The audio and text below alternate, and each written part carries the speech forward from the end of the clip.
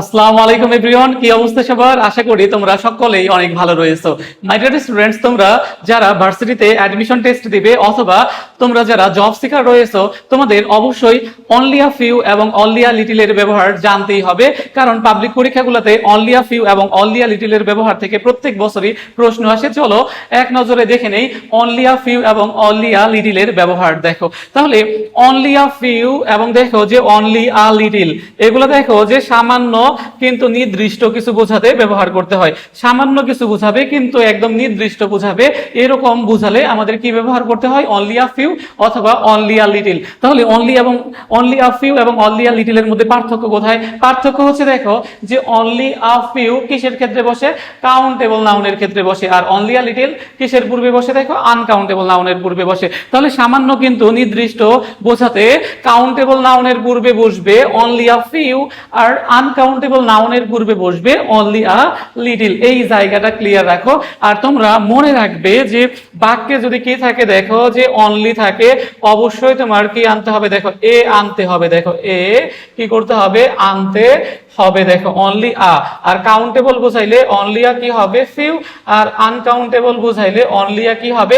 Little হবে। কিন্তু মাঝে কি আনতে হবে? এ আনতে হবে। আর এটা সামান্য কিন্তু কি বোঝাবে? নির্দিষ্ট বোঝাবে। তাহলে দেখো dash in the world export diamonds. দেখো তাহলে dash in the world export diamonds. এখন এই ক্ষেত্রে দেখো যে নেশনস আছে। দেখো নেশনস। তাহলে নেশনস কি নাউন? দেখো কাউন্টেবল নাউন। কাউন্টেবল নাউন, কারণ দেখো নেশন গুণা যায় আর এখানে প্লুরাল দেওয়া আছে। দেখো কাউন্টেবল নাউন। আর আনকাউন্টেবল নাউন তো কখনো কি হয় না? প্লুরাল হয় না। তাহলে তুমি এমনি বুঝে গেলে যে এটা কি নাউন? Countable noun. তাহলে দেখো যে এই যে অনলি, এখন অনলির পরে তো এ থাকা লাগে, এ নাই, তাইলে এটা তো আগেই হবে না। আবার দেখো অনলি আ লিটল হইলেও হইতো না, কারণ দেখো যে নেশন যেহেতু কি নাউন, কাউন্টেবল নাউন, তাহলে এর পূর্বে অনলি আ লিটল বসে না, অনলি আ লিটল বসে আনকাউন্টেবল নাউনের পূর্বে, তাহলে এটা বাদ।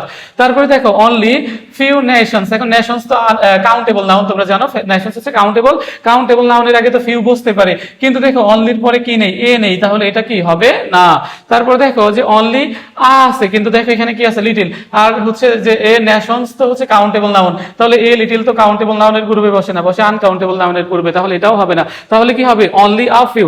অনলির পরে এ আছে, আবার দেখো ফিউ আছে, আর নেশনস তো কি কাউন্টেবল নাউন, তাহলে কি হতে পারে? Only a few nations. দেখো only a few nations in the world export diamonds. এখন দেখো যে এক্সপোর্ট মানে কি করা? দেখো যে রপ্তানি করা। তাহলে বিশ্বের অল্প কয়েকটা দেশ ডায়মন্ড কি করে?